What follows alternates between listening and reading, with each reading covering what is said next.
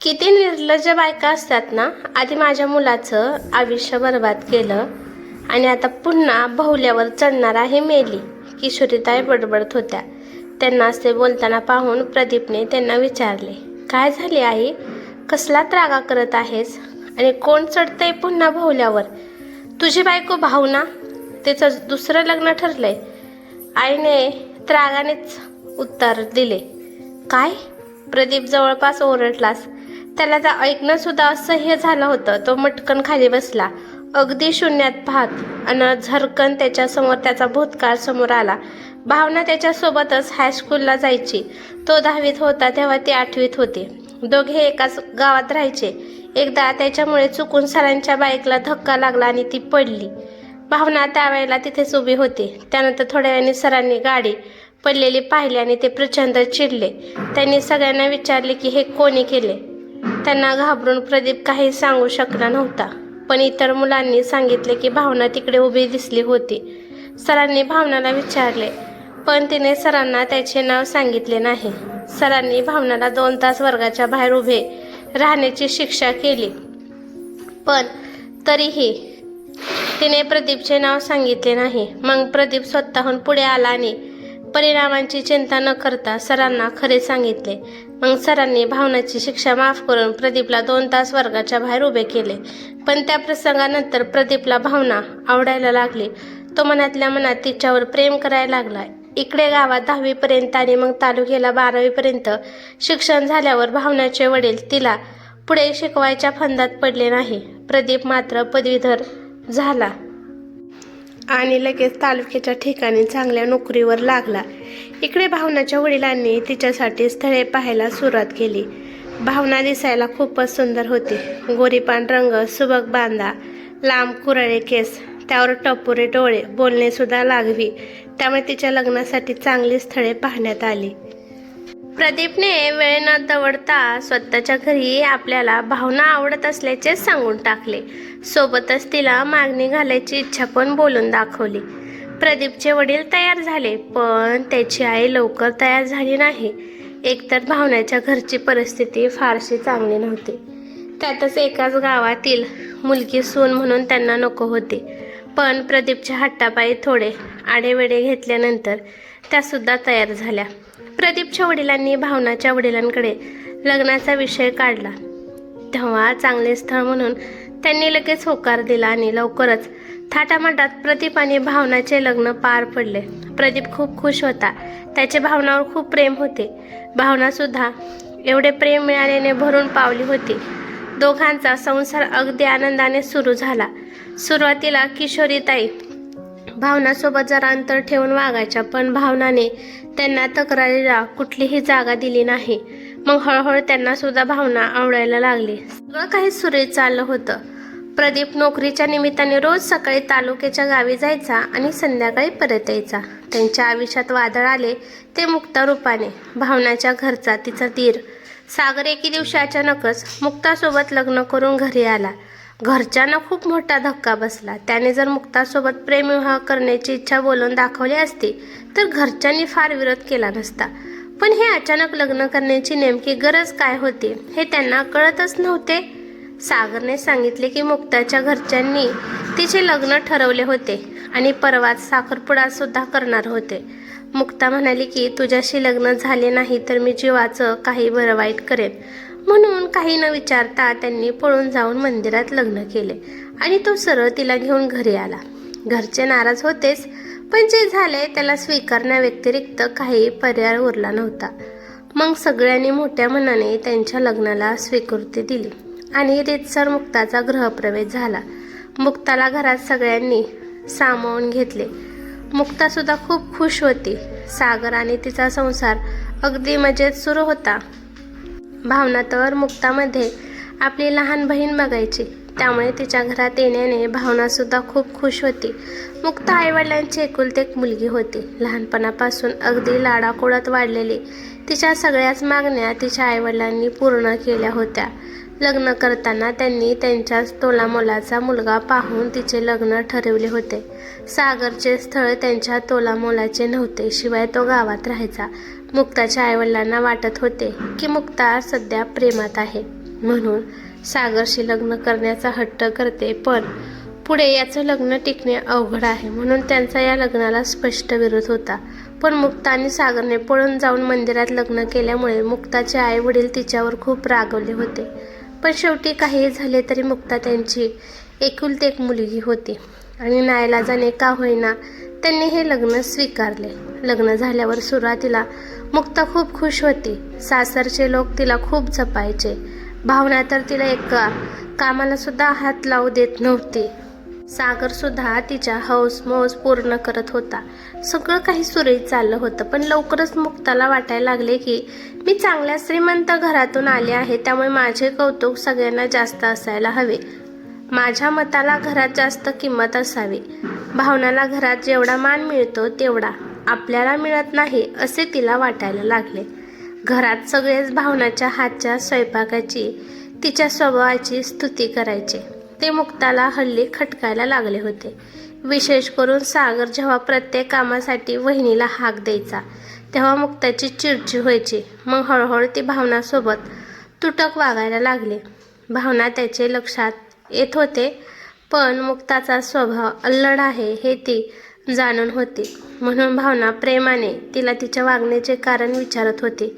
पण मुक्ताने तिला मनातले काहीच सांगितले नाही. तिचा त्रागा मात्र सुरूच होता.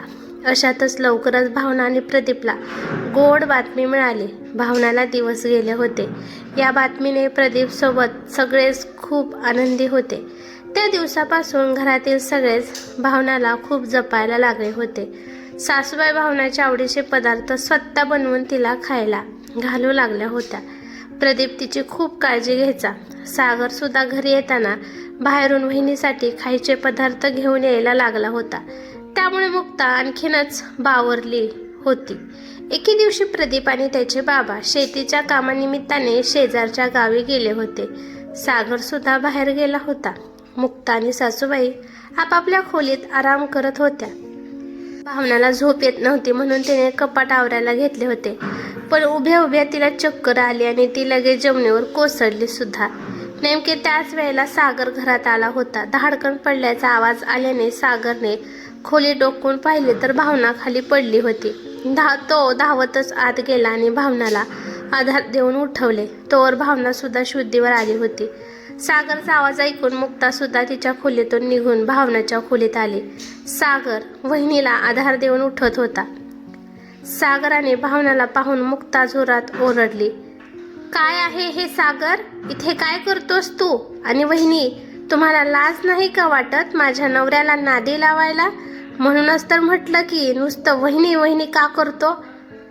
काय बोलतेस मुक्ता? अगं वहिनी पडल्या होत्या, मी तर त्यांना सावरायला आलो होतो. सागर काकुळतीला येऊन म्हणाला, हो का? बरोबर, तुझ्या मिठीत पडल्या असतील. दिसायला तर खूपच गरीब दिसतात या, पण अंगात काय काय गुण आहे त्यांच्या. मुक्ता आरडाओरडा करत बोलत होती. यांचा आवाज ऐकून मुक्ताच्या सासूबाई सुद्धा तिथे आल्या. मुक्ताचे आरोप ऐकून त्या हादरल्याच. भावना हे सगळे ऐकून अर्धमेली झाली होती. हे सगळं काय घडतंय हे तिला कळतच नव्हतं. मुक्ता असे का बोलत आहे याचा अंदाजच येत नव्हता. सागर सुद्धा मुक्तासमोर हात जोडत असं काही बोलू नकोस म्हणून विनवत होता. पण मुक्ता काही केल्या गप्प बसायला तयार नव्हती. तिने आधी घडलेल्या साध्या प्रसंगांना सुद्धा रंगून अशा प्रकारे सांगितले की ऐकणाऱ्याला सुद्धा तिच्या बोलण्यात तथ्य वाटले असते. मुक्ताच्या मनात एवढं सगळं चालू असेल याची तीळ मात्र कल्पना नसलेल्या भावनाला मात्र हे ऐकून मोठा धक्का बसला. काय बोलावं हे तिला कळत नव्हतं. सागर तर पार अर्धमेला झाला होता. थोड्या वेळात प्रदीप घर परत आला आणि त्याला हा सगळा प्रकार कळला. त्याच्यासाठी सुद्धा हा मोठा धक्काच होता. मुक्ता मोठमोठ्याने ओरडून आपलं म्हणणं सगळ्यांना पटवून द्यायचा प्रयत्न करत होती. भावना नुसती रडत होती.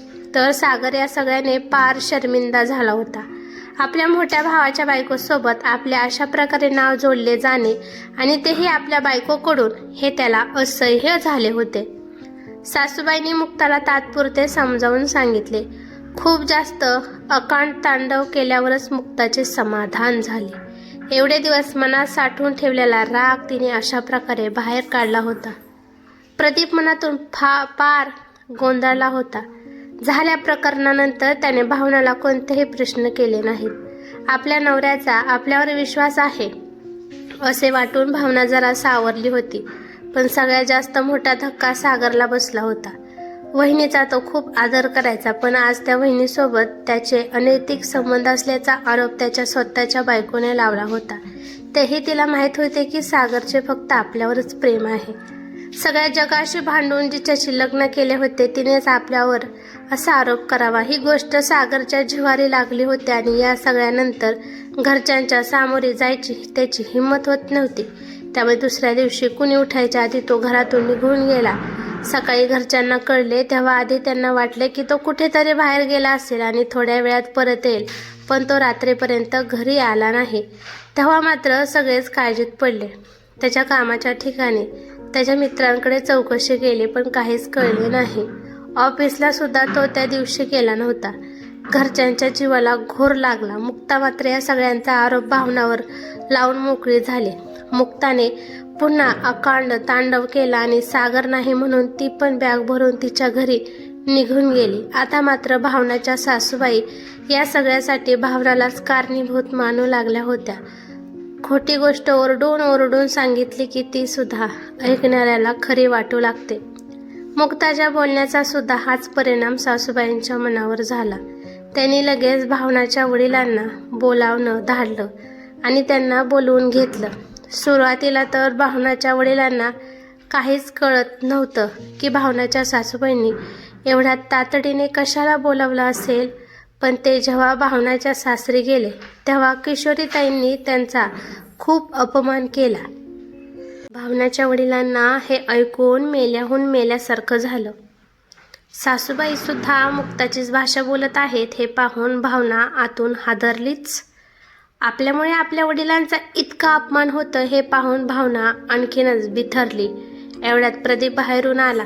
भावनाला वाटलं की प्रदीप सासूबाईंना हे सगळं करण्यापासून थांबवेल, पण प्रदीप काहीच बोलला नाही। त्याला वाटलं की आधीच सागर काही न सांगता घरातून निघून गेला आहे आणि मुक्ता सुद्धा माहेरी निघून गेली आहे, त्यामुळे आई इतकी रागवली आहे म्हणून त्याने आईला अडवलं नाही। प्रदीप काहीच बोलत नाही हे पाहून भावना दुखावली। अशातच सासूबाई भावनाच्या वडिलांना म्हणाल्या की घेऊन जा तुमच्या मुलीला, आमच्या अख्ख्या घराला देशोधडीला लावलं हिने। माझा मुलगा घर सोडून निघून गेलाय, सून पण रुसून गेले। हे संस्कार केलेत का तुम्ही तिच्यावर? असले गुण उधळलेत हिने, ही मला आता माझ्या घरात नको, किशोरीताई रागाने म्हणाल्या। त्यानंतर भावनाच्या वडिलांनी काहीही स्पष्टीकरण न देता भावनाला आपल्या घरी घेऊन जाणं पसंत केलं, कारण त्यांना माहिती होतं की किशोरीताई आता काहीही ऐकून घेण्याच्या मनस्थितीत नाहीत। भावनाने आशेने प्रदीपकडे पाहिलं, पण प्रदीपने मान खाली घातली। प्रदीपच्या नजर चोरण्याने भावनाला जे समजायचं ते ती समजून गेली आणि मग काहीही न बोलता भावना तिच्या वडिलांसोबत निघून गेली। झाल्या प्रकरणाने भावनाचे वडील खचून गेले होते। ते आयुष्यभर अख्ख्या गावासमोर सन्मानाने जगले होते, पण आणि आता आयुष्याच्या शेवटी अशी बदनामी झाली होती। गावभर ही बातमी पसरायला वेळ लागला नाही। कालपर्यंत जे लोक भावनाच्या सोजवळपणाचं कौतुक करायचे ते सुद्धा आता तिच्या मागून तिलाच दूषण देऊ लागले होते। सागरचा यमना पत्ता लागला नव्हता। भावना तर अतिविचाराने पार कोलमडून गेले होती। तिला अजूनही आशा होती की प्रदीप तिच्याजवळ येईल आणि तिला सन्मानाने पुन्हा घरी घेऊन जाईल, पण प्रदीप आलाच नाही। किंबहुना आता प्रदीपच्या मनात सुद्धा संशयाने घर केलं होतं। वाईट दिवस आले की ते आपल्यासोबत अनेक वाईट घटना घेऊन येतात। एके दिवशी अचानक भावनाची तब्येत बिघडली। तिला तालुक्याला दवाखान्यात दाखवल्यानंतर कळलं की तिच्या पोटातलं बाळ दगावलं आहे।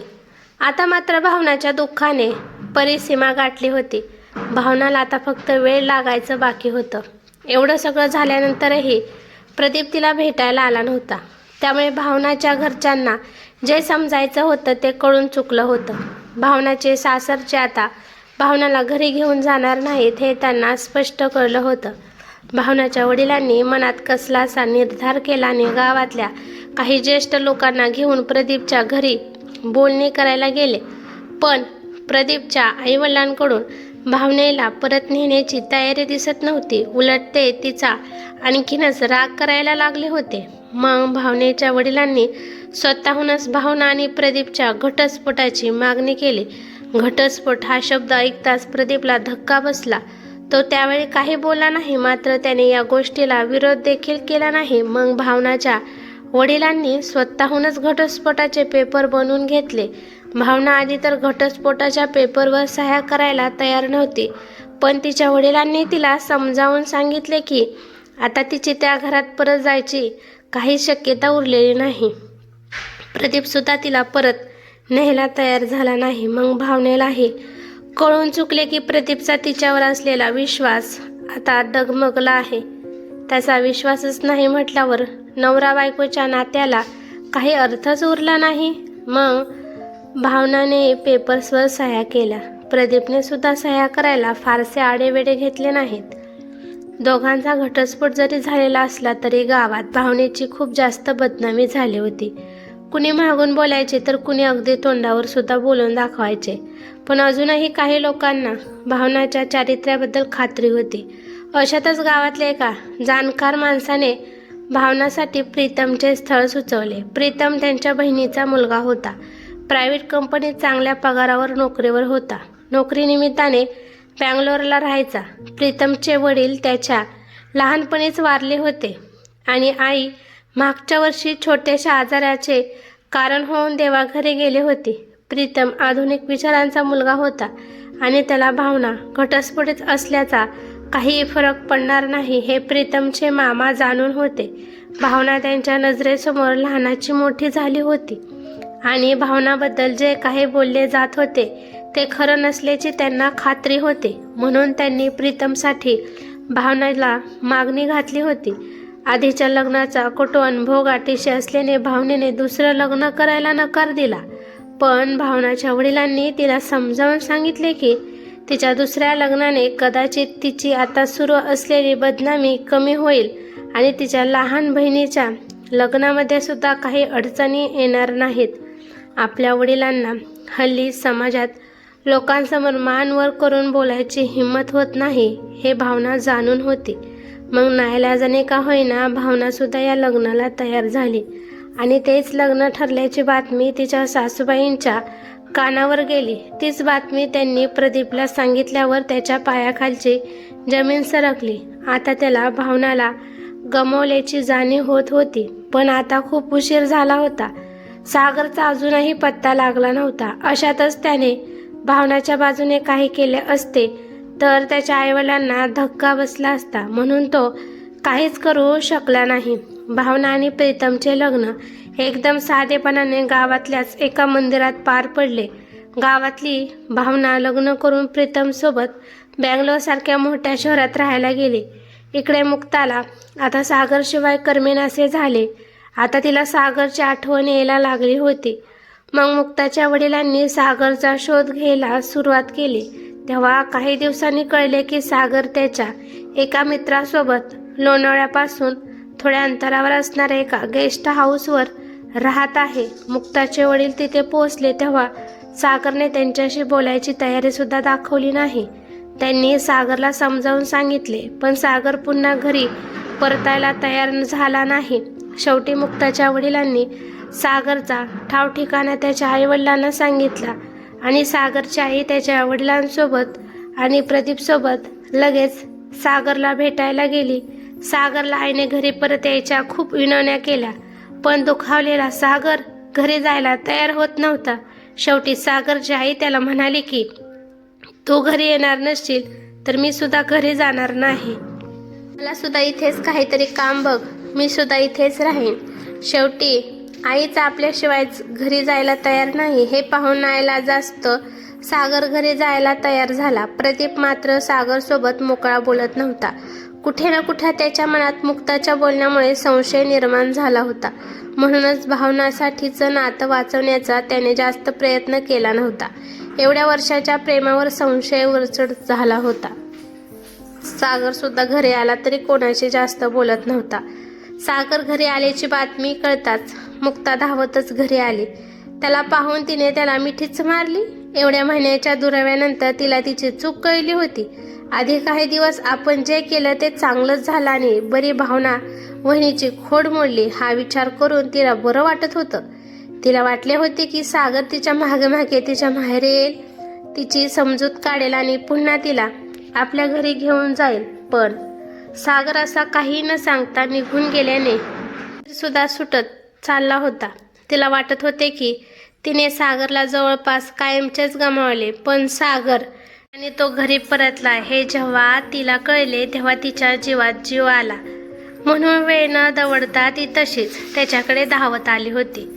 मुक्ताला पाहून सासूबाईंना बरे वाटलं, पण प्रदीपला मात्र आश्चर्य वाटले. इतकं सगळं झाल्यावरही मुक्ता परत कशी आली हे त्याला कळत नव्हतं. तिला अचानक आलेलं पाहून आणि मिठीत शिरलेलं पाहून सागरने दोन्ही हाताने तिला बाजूला सारले. ते पाहून मुक्ता त्याला म्हणाली, एवढ्या दिवसांचा अबोला पुरला नाही का तुम्हाला सागर? असे का वागताय माझ्याशी? मी इतकी दिवस तुमचा दुरावा कसा सहन केला ते माझं मला माहीत. आता तुम्ही परत आलाय तर आता माझ्यापासून कधीच दूर जाऊ नका, असे म्हणत पुन्हा तिच्या जवळ यायला लागली. तेव्हा सागरने पुन्हा तिला स्वतःपासून दूर सारले.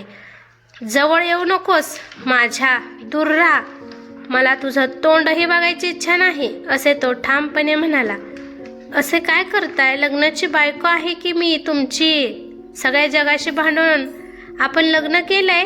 तुम्ही सगळं विसरलात का? आपलं प्रेम, आपलं लग्न, किती खुश होतो आपण एकमेकांसोबत, असे म्हणत मुक्ता रडू लागली. अच्छा, म्हणून तू माझ्यावरती आरोप केले होतेस का? हे गेले होते तुझे प्रेम? असा सवाल सागरने संतापाने केला.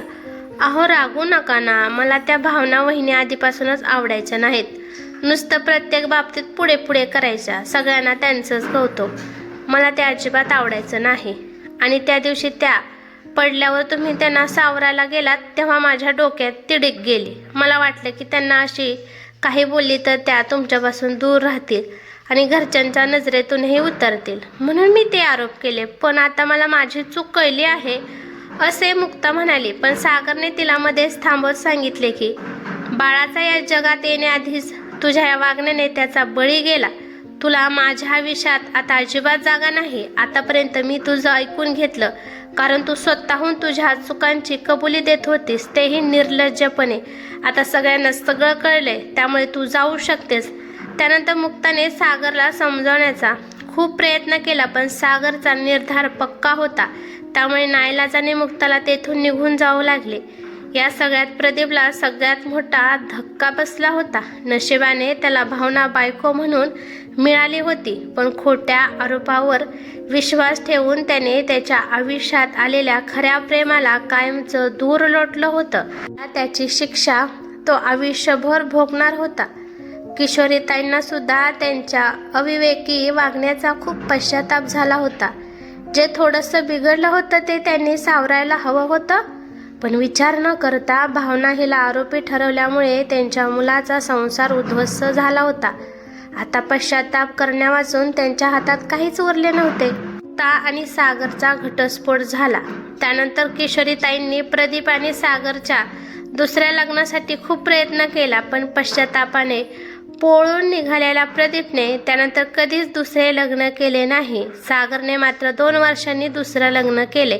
इतका चांगला नवरा मिळूनही आपल्या आततायपणामुळे त्याला गमावल्यानंतर मुक्ताच्या दुःखाला सीमा राहिली नव्हती. भावना मात्र आपल्या दुसऱ्या लग्नानंतर खऱ्या अर्थाने सुखी झाली होती. प्रीतमने तिला खूप प्रेम दिले. तिच्या जुन्या जखमा हळूहळू भरून निघाल्या. 2 वर्षांनी तिला एक मुलगा झाला आणि त्याचं छोटंसं कुटुंब पूर्ण झालं. भावनेवरचे आरोप खोटे होते हे एव्हाना संपूर्ण गावालाही कळले होते, पण भावना मात्र पुन्हा कधीच गावी आली नाही, कारण तिथे तिच्या आयुष्यातल्या चांगल्या आठवणीपेक्षा वाईट आठवणी जास्त होत्या.